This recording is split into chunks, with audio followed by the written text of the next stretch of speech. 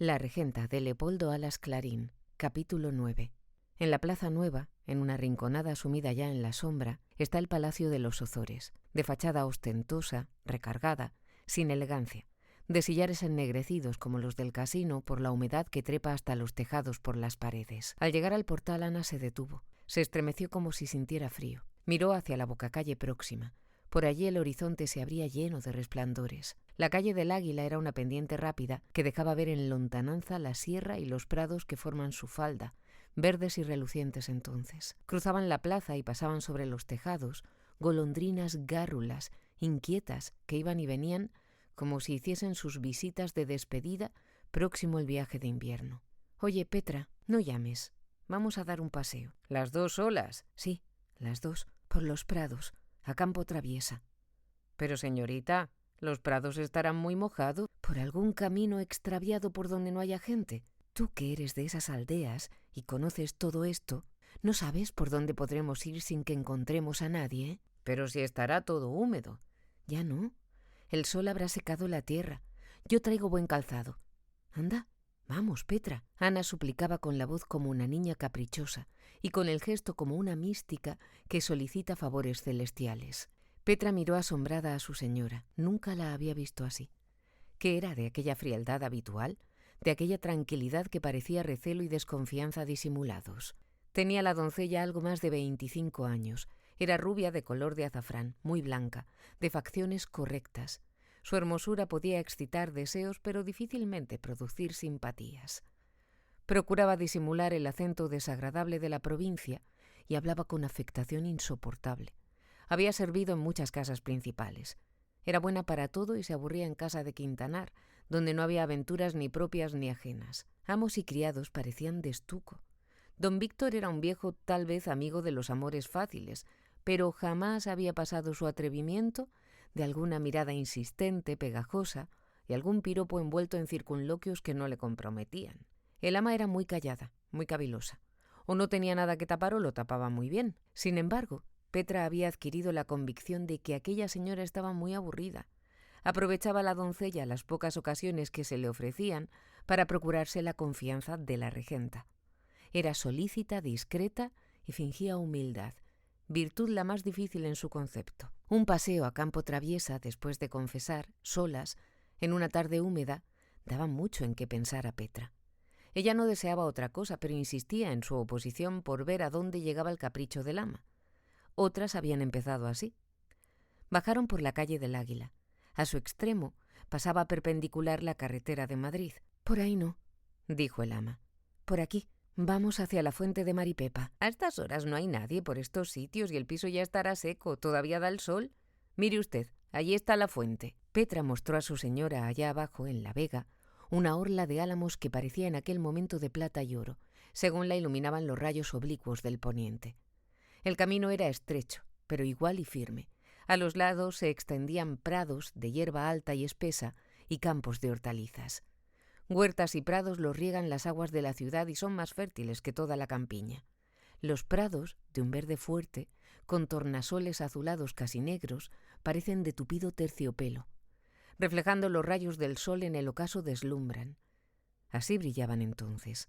Ana entornaba los ojos con delicia, como bañándose en la luz tamizada por aquella frescura del suelo.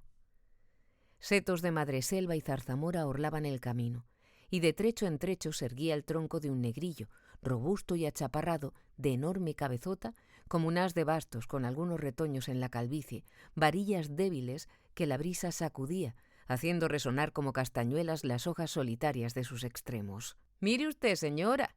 Cosa más rara.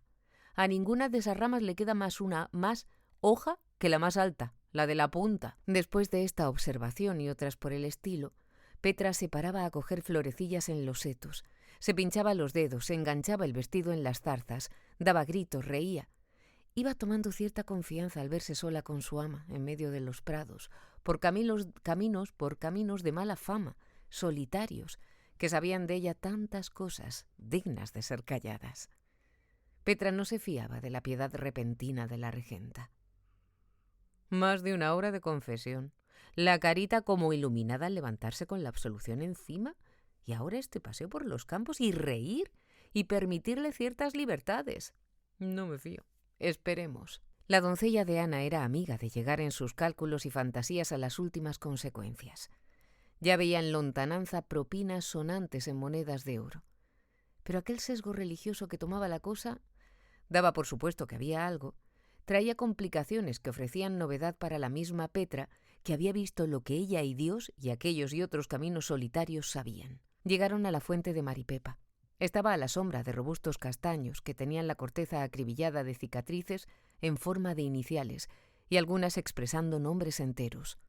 La orla de álamos, que se veía desde lejos, servía como de muralla para hacer el lugar más escondido y darle sombra a la hora de ponerse el sol. Por oriente se levantaba una loma que daba abrigo al apacible retiro formado por la naturaleza en torno del manantial. Aunque situado en una hondonada, desde allí se veía magnífico paisaje, porque a la parte de occidente otras ondas del terreno, que semejaban un oleaje de verdura, dejaban contemplar los lejanos términos y allá confundido con la neblina, el Corfín, una montaña que escondía sus crestas en las nubes y caía a pico sobre valles ocultos detrás de colinas y montes más próximos. El sol sesgaba el ambiente en que parecía flotar polvo luminoso, detrás del cual aparecía el Corfín con un tinte cárdeno. Ana se sentó sobre las raíces descubiertas de un castaño que daba sombra a la fuente. Contemplaba las laderas de la montaña iluminada como por luces de bengala y casi entre sueños oía a su lado el murmullo discreto del manantial y de la corriente que se precipitaba a refrescar los prados. Sobre las ramas del castaño saltaban gorriones y pinzones que no cerraban el pico y no acababan nunca de cantar formalmente, distraídos en cualquier cosa, inquietos, revoltosos y vanamente gárrulos. Hojas secas caían de cuando en cuando de las ramas al manantial. Flotaban dando vueltas con lenta marcha, y acercándose al cauce estrecho por donde el agua salía, se deslizaban rápidas, rectas, y desaparecían en la corriente, donde la superficie tersa se convertía en rizada plata. Una nevatilla, en vetusta lavandera, picoteaba el suelo y brincaba a los pies de Ana sin miedo, fiada en la agilidad de sus alas. Daba vueltas, barría el polvo con la cola, se acercaba al agua, bebía. De un salto llegaba al seto. Se escondía un momento entre las ramas bajas de la zarzamora por pura curiosidad. Volvía a aparecer, siempre alegre, pizpireta. Quedó inmóvil un instante, como si deliberase, y de repente, como asustada por aprensión sin el menor motivo, tendió el vuelo recto y rápido al principio, ondulante y pausado después, y se perdió en la atmósfera que el sol oblicuo teñía de púrpura.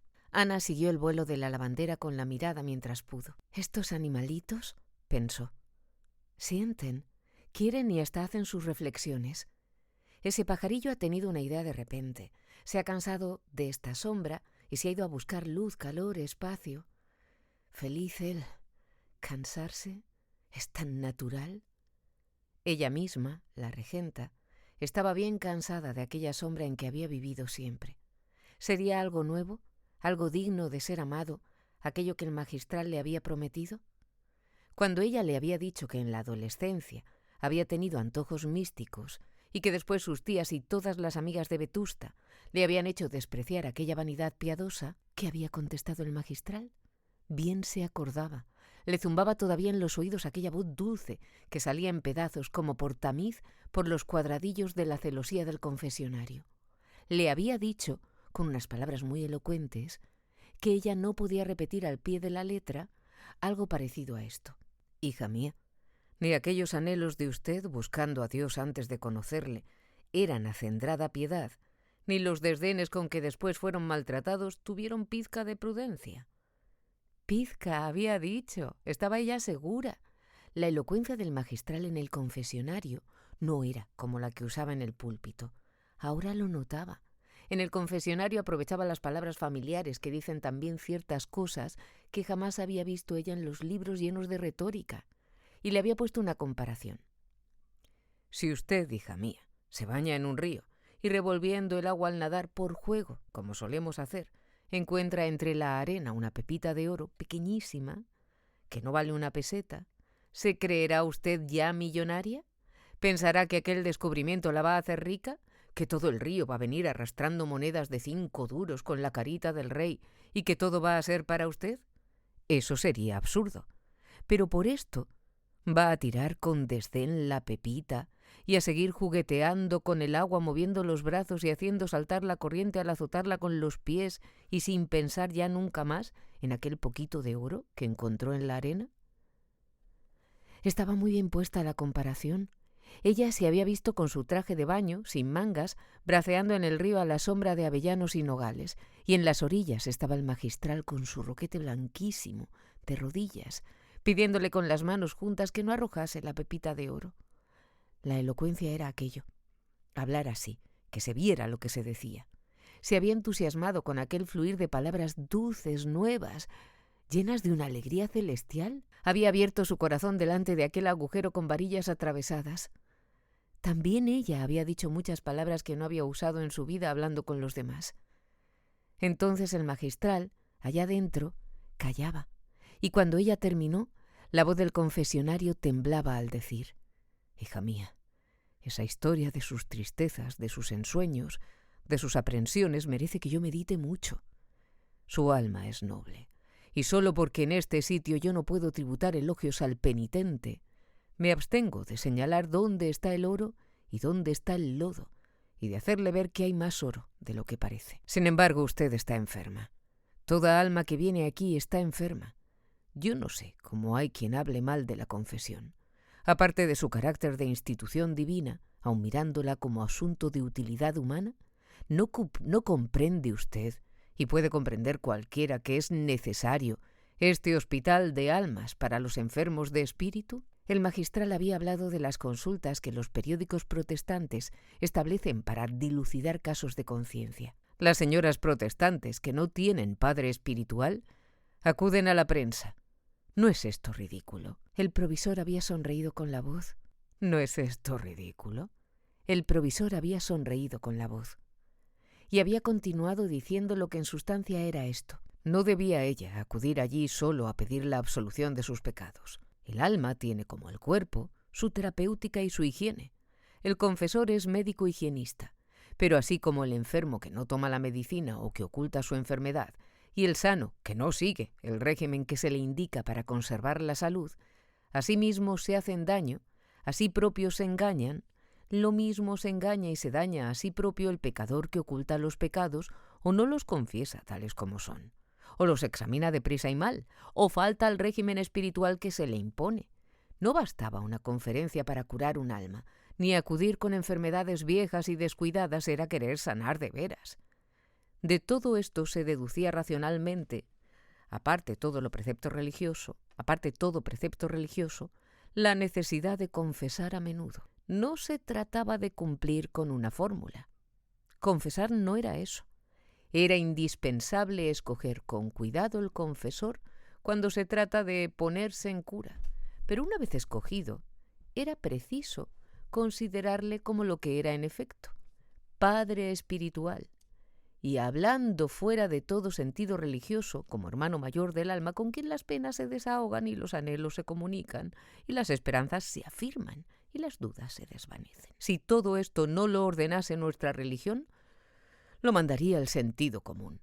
La religión es toda razón, desde el dogma más alto hasta el pormenor menos importante del rito. Aquella conformidad de la fe y de la razón encantaba a la regenta.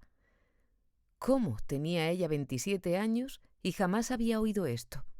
No se había atrevido a preguntárselo al magistral, pero tiempo habría. Un gorrión con un grano de trigo en el pico se puso enfrente de Ana y se atrevió a mirarla con insolencia. La dama se acordó del arcipreste que tenía el don de parecerse a los pájaros. Era un buen señor Ripamilán. Pero qué manera de confesar. Una rutina que nunca le había enseñado nada. A no ser su matrimonio, nada había sacado de aquellas confesiones. Decía el pobre hombre que se sabía de memoria los pecados de la regenta y la interrumpía siempre con su eterno «Bien, bien, adelante, ¿qué más? Adelante. Reza 3 Padre Nuestros, un salve y reparte limosnas». ¡Qué hombre tan raro!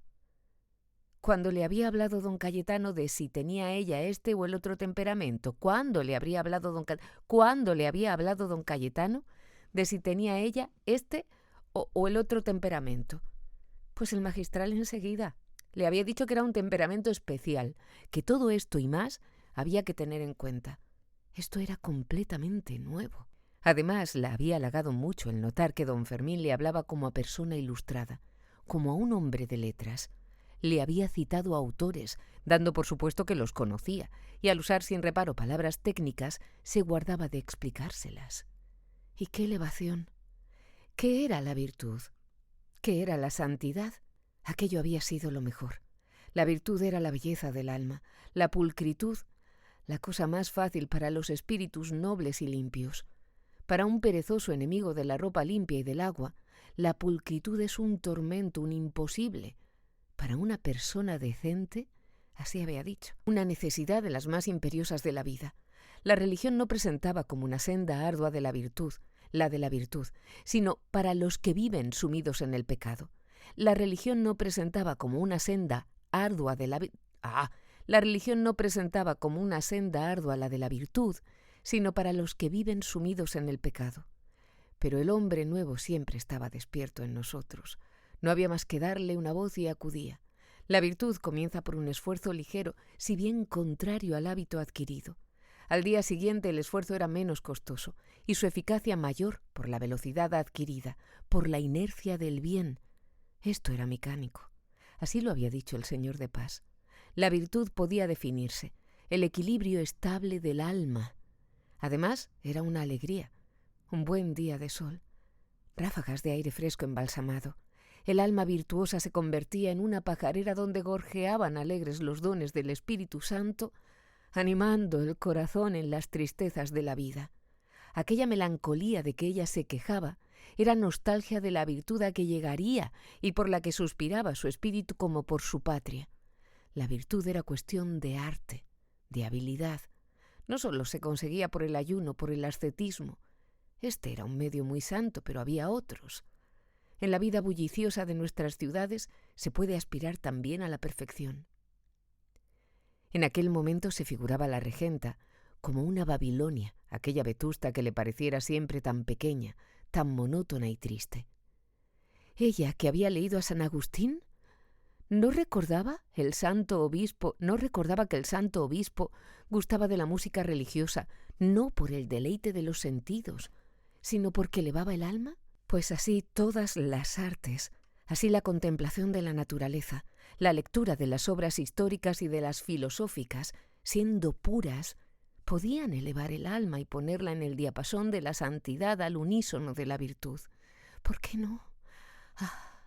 Y después, cuando se llegaba más arriba, a la seguridad de sí mismo, cuando ya no se temía la tentación sino con temor prudente, se encontraban edificantes muchos espectáculos que antes eran peligrosos. Así, por ejemplo, la lectura de libros prohibidos, veneno para los débiles, era purga para los fuertes. Al que llega a cierto grado de fortaleza, la presencia del mal le edifica a su modo por el contraste. El magistral no había dicho si él era tan fuerte como todo eso, pero ella suponía que sí. De todas maneras, la virtud y la piedad eran cosas bien diferentes de lo que le habían enseñado sus tías y la devoción vulgar, así la llamó para sus adentros, que había aprendido como una rutina. Sí, la religión verdadera se parecía en definitiva a sus ensueños de adolescente, a sus visiones del monte de Loreto, más que a la sosa y estúpida disciplina que le habían enseñado como piedad seria y verdadera. Y cuántas más lecciones le había prometido el magistral para otro día. Cuántas cosas nuevas iba a saber y a sentir. Y qué dicha tener un alma hermana mayor, a quien poder hablar de tales asuntos, los más interesantes, los más altos sin duda. De la cuestión personal, esto es, de los pecados de Ana, se había hablado poco. El magistral generalizaba enseguida. No tenía datos, necesitaba conocer la mujer. Al recordar esto sintió la regenta escrúpulos. Le había dado la absolución y ella no había dicho nada de su inclinación a don Álvaro. Sí, inclinación. Ahora que consideraba vencido aquel impulso pecaminoso, quería mirarlo de frente. Era inclinación, nada de disfrazar las faltas. Había hablado, sin precisar nada, de malos pensamientos, pero le parecía indecoroso e injusto para con ella misma, hasta grosero. personificar aquellas tentaciones, decir que se trataba de un solo hombre de tales prendas y señalar los peligros que había. ¿Pero debía haberlo hecho? Tal vez. Sin embargo, no hubiera sido poner en berlina a don Víctor, sin por qué ni para qué, puesto que ella le era fiel de hecho y de voluntad, y se lo sería eternamente. Y con todo debió haber especificado más en aquella parte de la confesión. ¿Estaba bien absuelta? ¿Podría comulgar tranquila al día siguiente? Eso no, de ningún modo no comulgaría. Se quedaría en la cama, fingiendo una jaqueca, de tarde iría a reconciliar y al otro día la comunión. Este era el mejor plan. La resolución de no comulgar a la mañana siguiente le dio una alegría de niña, era como un día de asueto. Podía pasar la noche pensando en la religión, en la virtud en general, por aquel sistema nuevo, y no preocuparse todavía con el cuidado de recibir al Señor dignamente. Era una prórroga, un respiro, y ya no le parecía impropio dar rienda suelta a su alegría, aquella alegría causada por fuerzas morales puramente, y que tal vez era la alborada del día esplendoroso de la virtud. Qué feliz sería aquel magistral, anegado en luz de alegría virtuosa, llena el alma de pájaros que le cantaban como coros de ángeles dentro del corazón. Así él tenía aquella sonrisa eterna y se paseaba con tanto garbo por el espolón en medio de perezosos del alma, de espíritus pequeños y vetustenses. ¡Y qué color de salud! Vetusta. Vetusta encerraba aquel tesoro. ¿Cómo no sería obispo el magistral? ¿Quién sabe? ¿Por qué era ella, aunque digna de otro mundo, nada más que una señora exregenta de Vetusta? El lugar de la escena era lo de menos. La variedad, la hermosura estaba en las almas. Ese pajarillo no tiene alma y vuela con alas de pluma. Yo tengo espíritu y volaré con las alas invisibles del corazón, cruzando el ambiente puro, radiante de la virtud. Se estremeció de frío. Volvió a la realidad. Todo quedó en la sombra. El sol ocultaba entre nubes pardas y espesas, detrás de la cortina de álamos, el último pedazo de su lumbre que se le había quedado atrás, como un trapillo de púrpura. La sombra y el frío fueron repentinos. Un coro estridente de ranas despidió al sol desde un charco del prado vecino. Parecía un himno de salvajes paganos a las tinieblas que se acercaban por oriente. La regenta recordó las carracas de Semana Santa, cuando se apagaba la luz del ángulo misterioso y se rompen las cataratas del entusiasmo infantil con estrépito horrísono. «¡Petra! ¡Petra!», gritó. Estaba sola. ¿A dónde había ido su doncella? Un sapo en cuclillas miraba a la regenta encaramado en una raíz gruesa que salía de la tierra como una garra. Lo tenía a un palmo de su vestido. Ana dio un grito, tuvo miedo. Se le figuró que aquel sapo había estado oyéndola pensar y se burlaba de sus ilusiones. «¡Petra! ¡Petra!». La doncella no respondía. El sapo la miraba con una impertinencia que le daba asco y un pavor tonto. Llegó Petra. Venía sudando muy encarnada, con la respiración fatigosa. Le caían hasta los ojos rizos dorados y menudos. Como había visto tan ensimismada a la señora, se había llegado al molino de su primo Antonio, que estaba allí cerca, a un tiro de fusil. Ana le fijó los ojos en los suyos, pero ella desafió aquella mirada de inquisidor. Su primo Antonio, el molinero, estaba enamorado de la doncella, el ama lo sabía. Petra pensaba casarse con él, pero más adelante, cuando fuera más rico y ella más vieja. De vez en cuando iba a verle para que no se apagase aquel fuego con que ella contaba para calentarse en la vejez.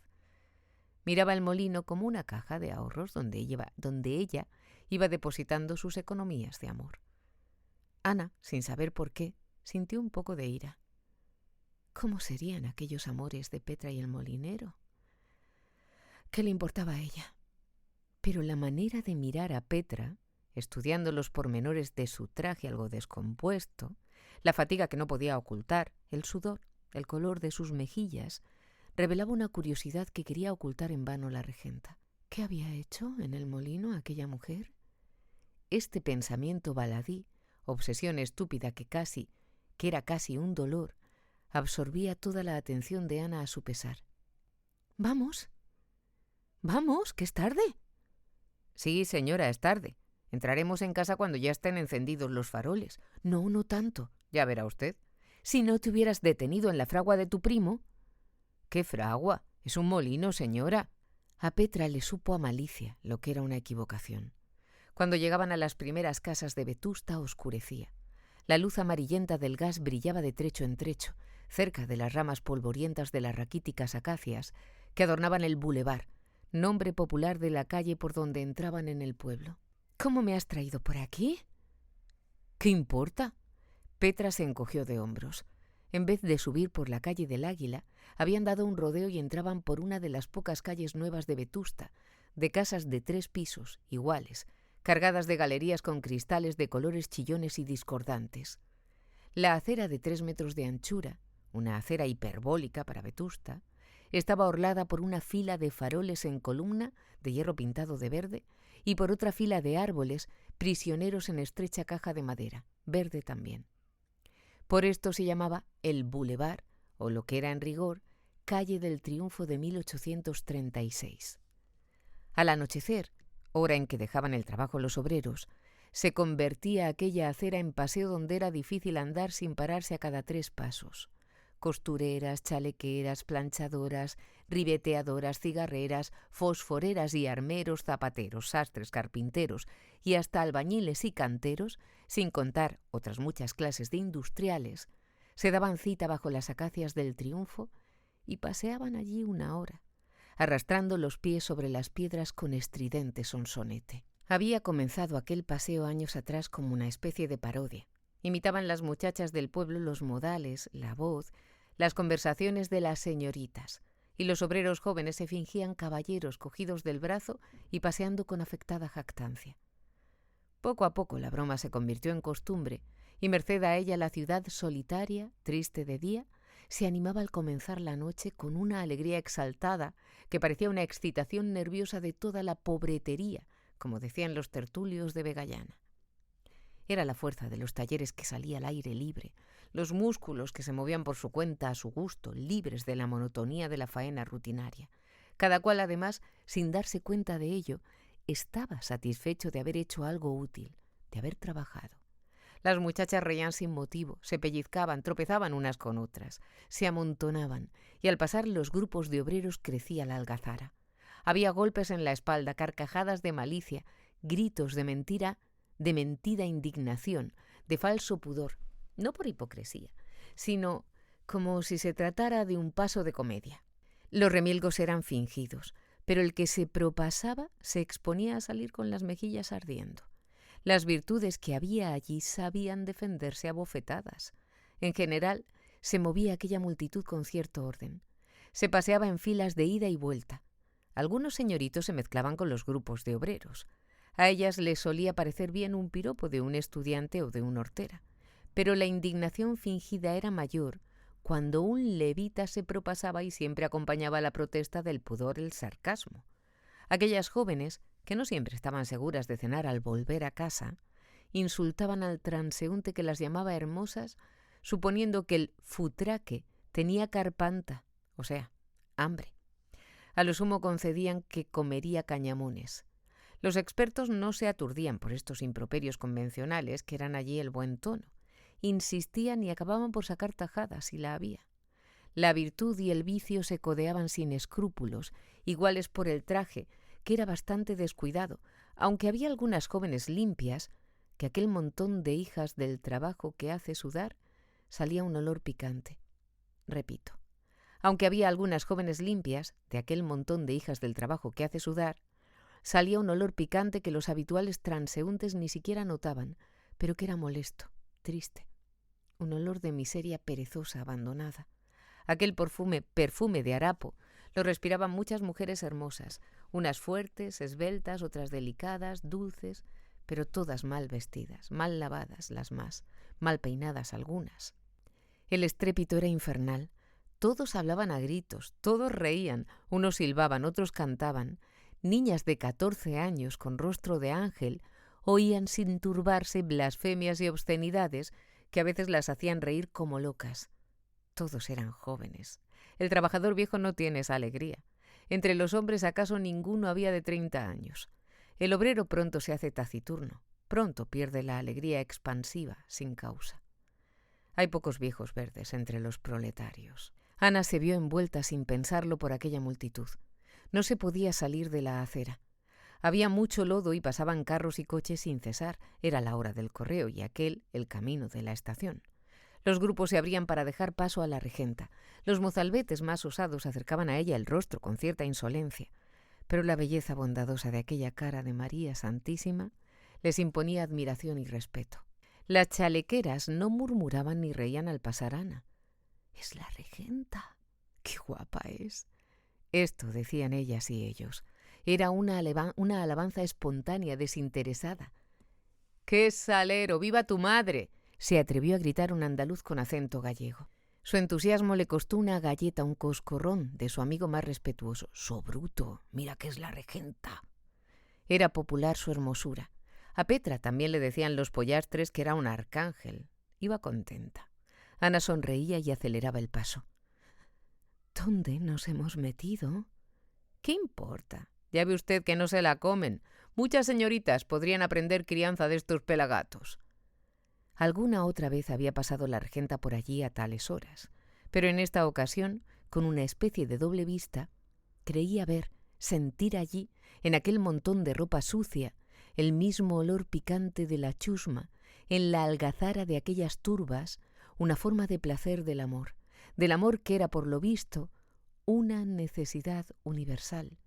También había cuchicheos secretos al oído entre aquel estrépito, rostros lánguidos, ceños de enamorados celosos, miradas como rayos de pasión. Entre aquel cinismo aparente de los diálogos, de los roces bruscos, de los tropezones insolentes, de la brutalidad jactanciosa, había flores delicadas, verdadero pudor.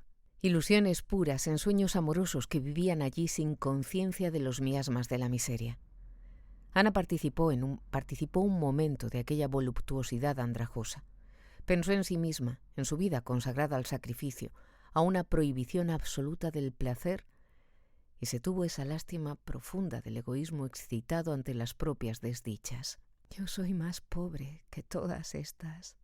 Mi criada tiene a su molinero que le dice al oído palabras que le encienden el rostro. Aquí oigo carcajadas del placer que causan emociones para mí desconocidas». En aquel momento tuvieron que detenerse entre la multitud. Había un drama en la acera.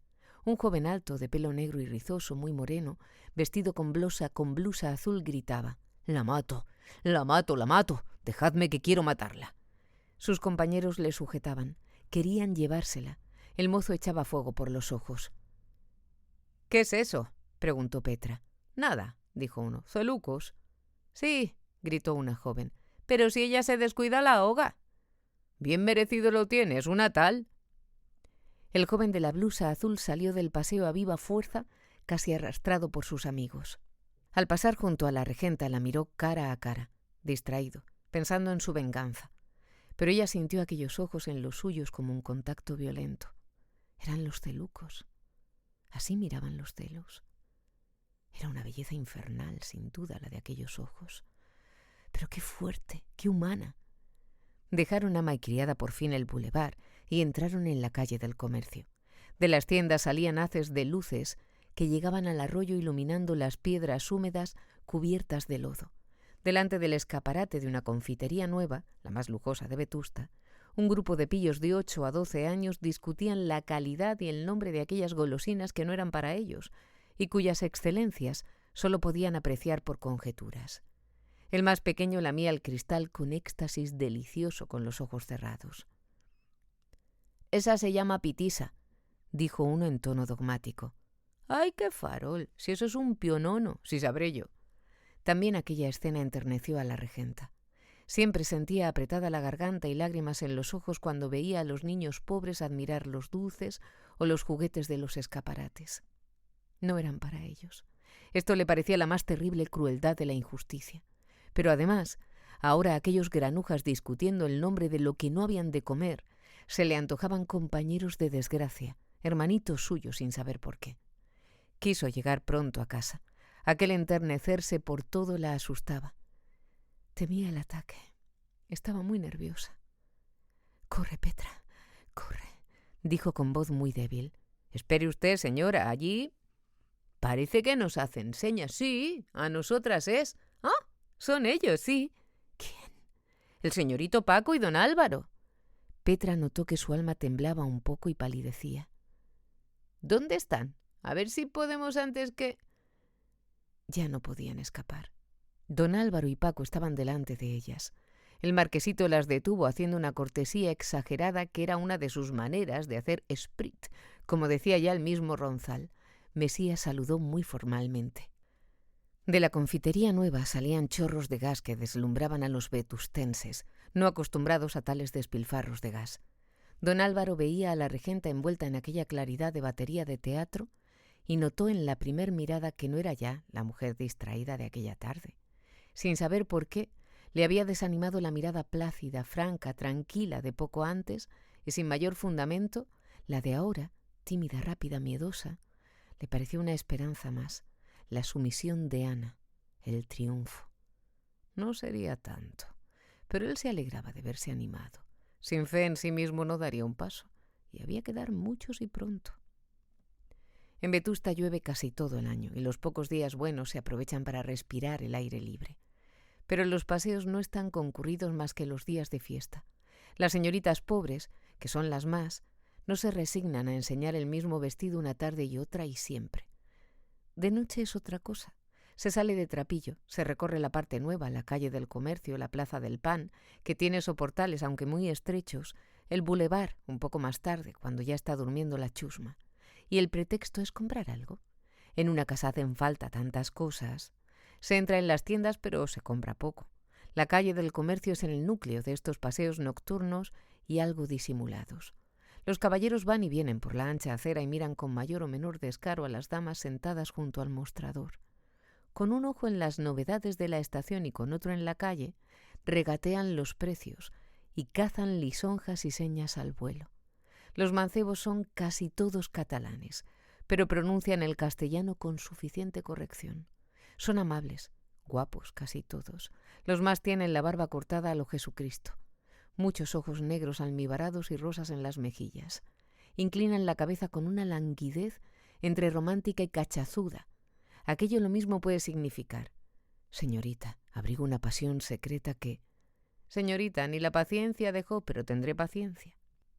Oh, le estoy cansando a usted, dice Visitación a un rubio con cuello marinero, a quien ha hecho ya cargar con 50 piezas de percal. Ah, no, señora, es mi obligación, y además lo hago con la mejor voluntad. El mancebo ha de ser incansable, para eso está allí. Visitación siempre tiene que hacer un mandilón para la criada, pero no se decide nunca. Otras noches es ella la que está desnuda. ¿Me va a coger el invierno sin un hilo sobre mi cuerpo? El mancebo sonríe con amabilidad, figurándose de buen grado a la dama delgada pero de buenas formas, tiritando en camisa bajo los rigores de una nevada.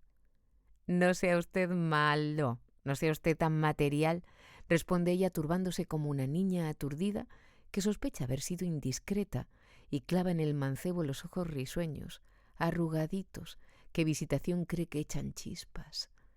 El catalán finge que se deja seducir por aquellos ojos y en cada vara rebaja un perro chico.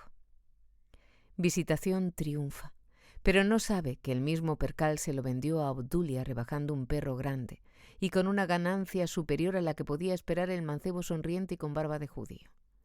Las bellas vetustenses, como dice el gacetillero del Lábaro, no saben salir de las tiendas de modas.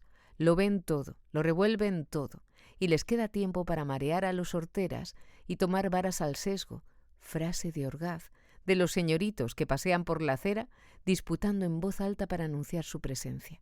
Domina allí una alegría bulliciosa, la alegría sin motivo que es la más expansiva y contentadiza. ¿Quién lo diría? No solo el elemento joven de ambos sexos, del Lábaro, sino las personas formales, magistrados, catedráticos, autoridades, abogados, hasta clérigos, están deseando todo el día, sin darse cuenta, la hora de las tiendas, los días que hace bueno y pueden las damas, decorosamente, coger la mantilla y echarse a la calle. Es aquella una hora de cita que, sin saberlo ellos mismos, se dan los vetustenses para satisfacer la necesidad de verse y codearse, y oír ruido humano.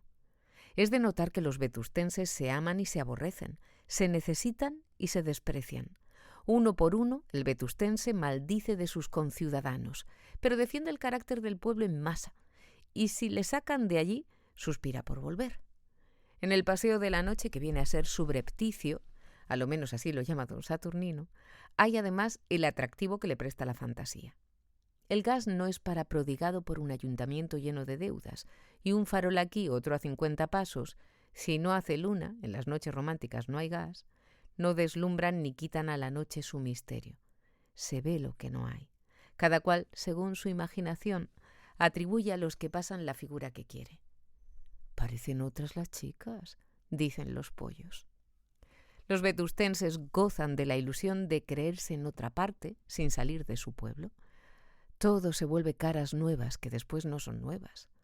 ¿Quién son esas? Y resulta que son las de Mínguez, es decir, las eternas Mínguez, las de ayer, las de antes de ayer, las de siempre. Pero mientras la ilusión dura... En los pueblos donde pocas veces se tienen espectáculos gratuitos, lo es y más interesante el de contemplarse mutuamente. Un paseo cogido por los cabellos es un placer delicado, intenso, que gozan con delicia inefable las masas proletarias de la honrada clase media española. Hay estudiante que se acuesta satisfecho con media docena de miradas recogidas aquí y allá, en sus idas y venidas por el Espolón o por la calle del Comercio. Y niña casadera que tiene para 8 días con una flor amorosa que fingió desdeñar por impertinente y que saborea a sus olas mientras borda unas zapatillas durante 7 días mortales detrás del cristal que azota la lluvia incansable. Así se explica aquel entrar y salir en los comercios, aquel reír por cualquier cosa, aquel encontrar gracia en cada frase de una hortera, en la diablura de un estudiante que mete la cabeza por un escaparate abierto. Todo es movimiento, risa, algazara. Este pueblo es el mismo que asiste silencioso, grave, estirado a los paseos de solemnidad y compungido, cabizbajo, lleno de unción del lábaro, a los sermones, a las novenas, a los oficios de Semana Santa y hasta al miserere. Ana creía ver en cada rostro la llama de la poesía. Las vetustenses le parecían más guapas, más elegantes, más seductoras que otros días. Y en los hombres veía aire distinguido, ademanes resueltos, corte romántico. Con la imaginación iba juntando por parejas a hombres y mujeres según pasaban, y ya se le antojaba que vivía en una ciudad donde criadas, costureras y señoritas amaban y eran amadas por molineros, obreros, estudiantes y militares de la reserva. Solo ella no tenía amor. Ella y los niños pobres que lamían los cristales de las confiterías en los desheredados. Una ola de rebeldía se movía en su sangre, camino del cerebro. Temía otra vez el ataque. ¿Qué era aquello, señor? ¿Qué era aquello?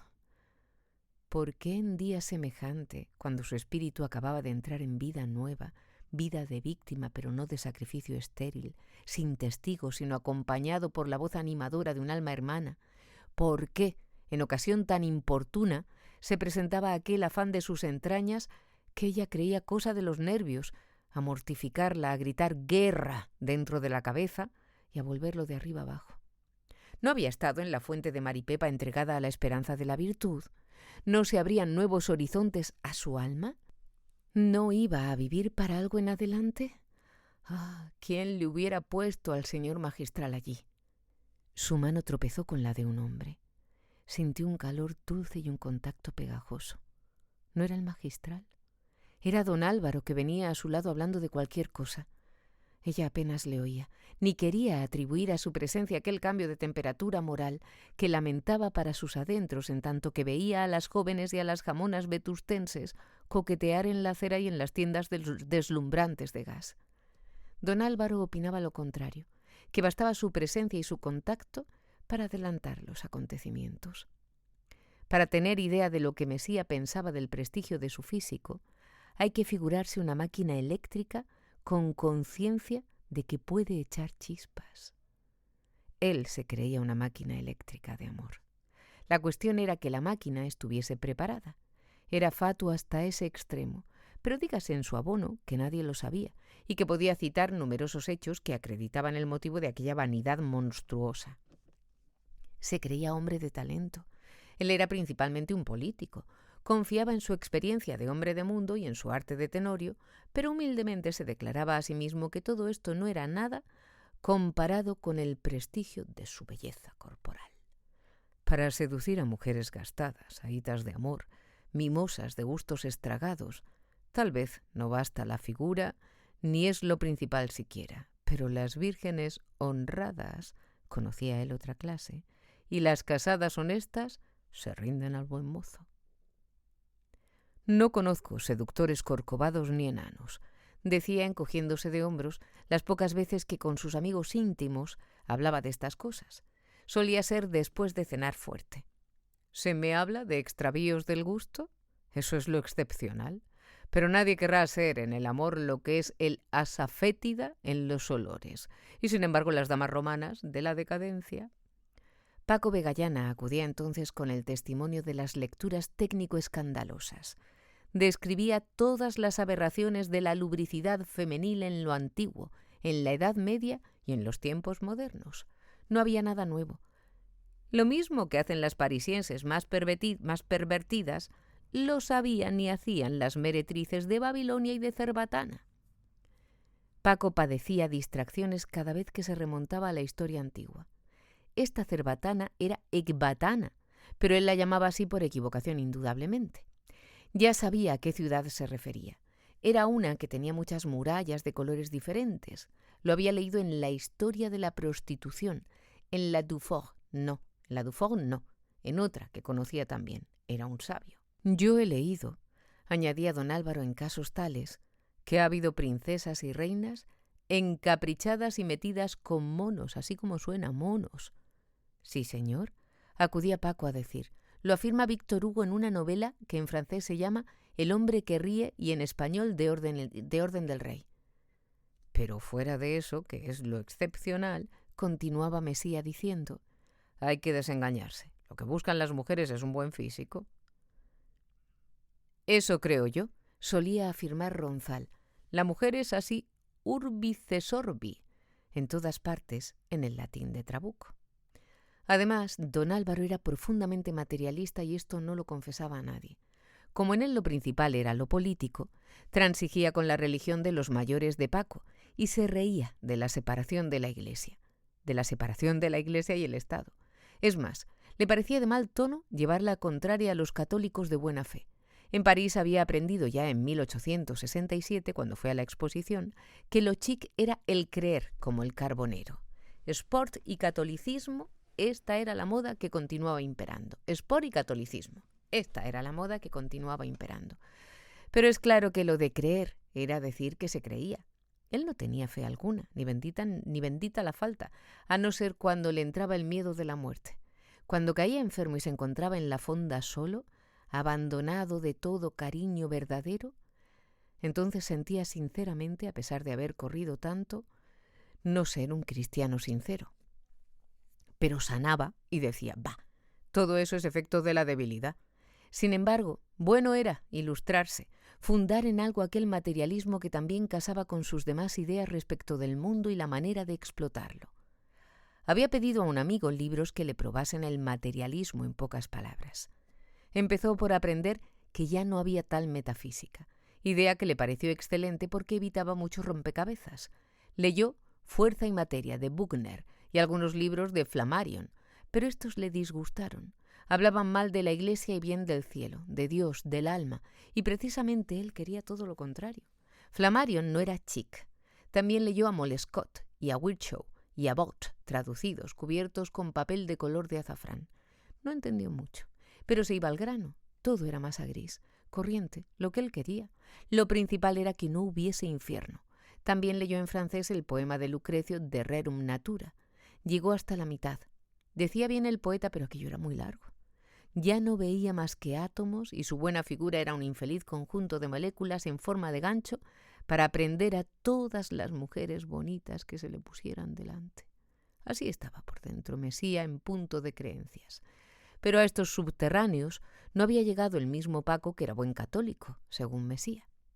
Aquello era para él solo,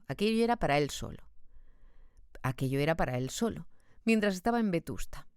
En sus viajes a París sacaba el fondo del baúl y el fondo del materialismo. A sus queridas, cuando no eran demasiado beatas y estaban muy enamoradas, procuraba imbuirlas en sus ideas acerca del átomo y la fuerza. El materialismo de Messier era fácil de entender. Lo explicaba en 2 conferencias. Cuando la mujer se convencía de que no había metafísica, le iba mucho mejor a don Álvaro. Al recordar una hembra de las convertidas al epicureísmo, solía decir don Álvaro con una llama en los ojos muy abiertos: «¡Qué mujer aquella!». Y suspiraba. Aquella mujer nunca había sido una vetustense. Las vetustenses tampoco creían en la metafísica, no sabían de ella, pero no pasaban por ciertas cosas. Don Álvaro iba al lado de Ana convencido de que su presencia bastaba para producir efectos deleterios en aquella virtud en que él mismo creía. Las palabras eran por entonces y sin perjuicio lo de menos. Él también solía hablar con elocuencia al alma. Pero en otras circunstancias, más adelante. Paco iba detrás sin desdeñar la conversación de Petra, que se mirlaba hablando con el marquesito. En materia de amor, la criada no creía en las clases y concebía muy bien que un noble se encaprichara y se casase con ella verbigracia. No decía que don Paquito estuviera en tal caso ni mucho menos, pero le alababa el pelo de oro y la blancura del cutis, y por algo se empieza. «Debe de aburrirse usted mucho en Vetusta, Ana», decía don Álvaro. Buscaba en vano manera natural de llevar la conversación a un punto por lo menos análogo al que pensaba tratar por muy largo llegada la ocasión oportuna. «Sí, a veces me aburro, llueve tanto». «Y aunque no llueva, usted no va a ninguna parte». «¿Será que usted no se fija en mí? Bastante salgo». Estas palabras apenas dichas le parecieron imprudentes. ¿Era ella quien las había pronunciado? Así hablaba Obdulia con los hombres, pero ella, Ana. Don Álvaro se vio en un apuro. ¿Qué pretendía aquella señora? ¿Provocar una conversación para aludir a lo que había entre ellos, que en rigor no era nada que mereciese comentarios? ¿Debía él extrañar aquella inadvertencia de Ana? Que no se fijaba en ella. ¿Era coquetería vulgar o algo más alambicado que él nos explicaba? Quería dar por nulo todo lo que ambos sabían, las citas sin citarse en tal iglesia, en el teatro, en el paseo. Quería negar valor a las miradas fijas, intensas, que a veces le otorgaba como favor celestial que no debe prodigarse. El primer impulso de Ana había sido inconsciente. Había hablado como quien repite una frase hecha sin sentido. Pero después pensó que aquella respuesta podía servir para desanimar a Mesía, dándole a entender que ella no había entrado en aquel pacto de sordomudos. Pero esto mismo era inoportuno, era demasiado era negar la evidencia.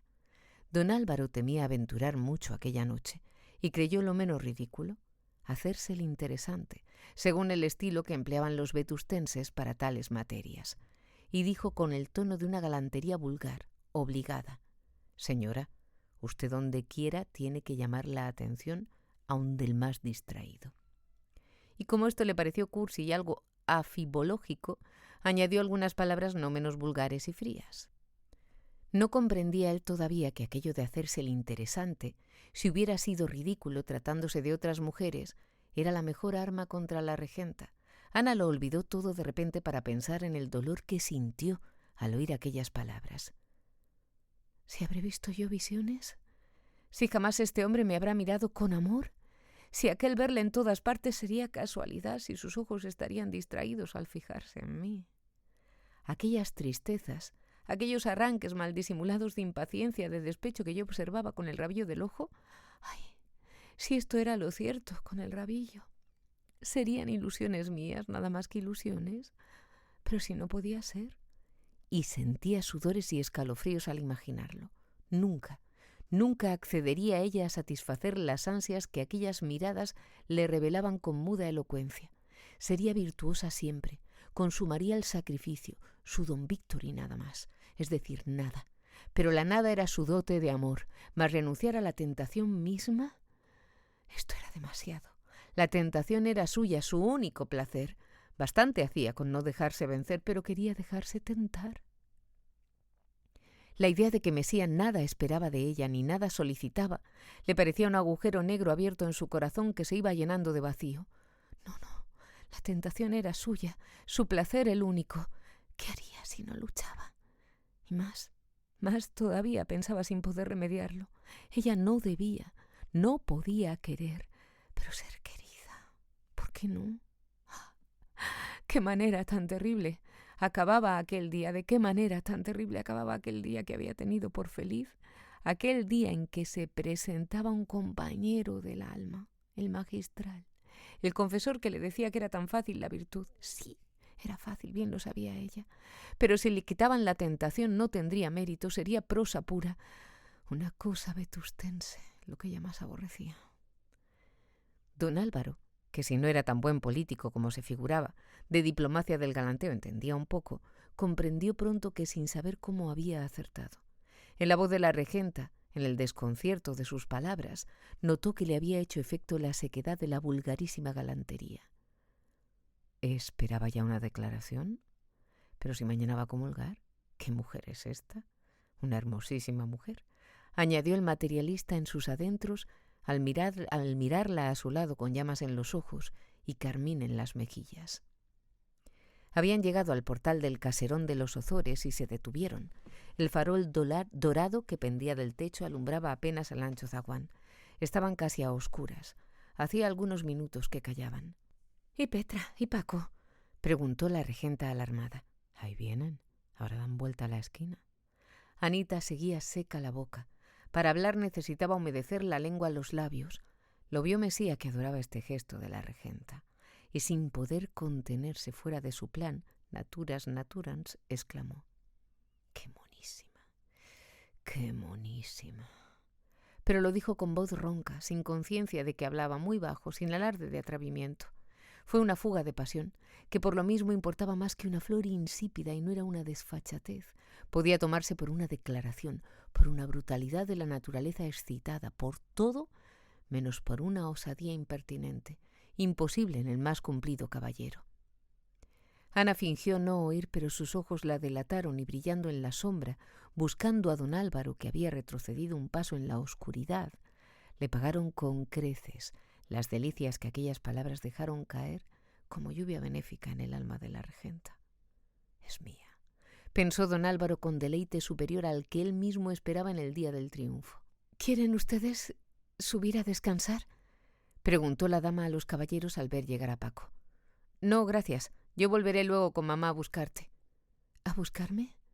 «Sí, ¿no te lo ha dicho ese? Hoy vas al teatro con nosotros. Hay estreno, es decir, un estreno de don Pedro Calderón de la Barca, el ídolo de tu marido, ¿no sabes? Ha venido un actor de Madrid, Perales, muy amigo mío, que imita a Calvo muy bien. Hoy hacen La vida es sueño, no faltaba más. Tienes que venir. Una solemnidad. Mamá se empeña. Espera vestida». «Pero, criatura, si mañana tengo que comulgar». «¿Eso qué importa? Vaya, si importa. ¿Lo dejas para otro día? En fin, ya arreglarás eso con mamá, porque ella viene a buscarte».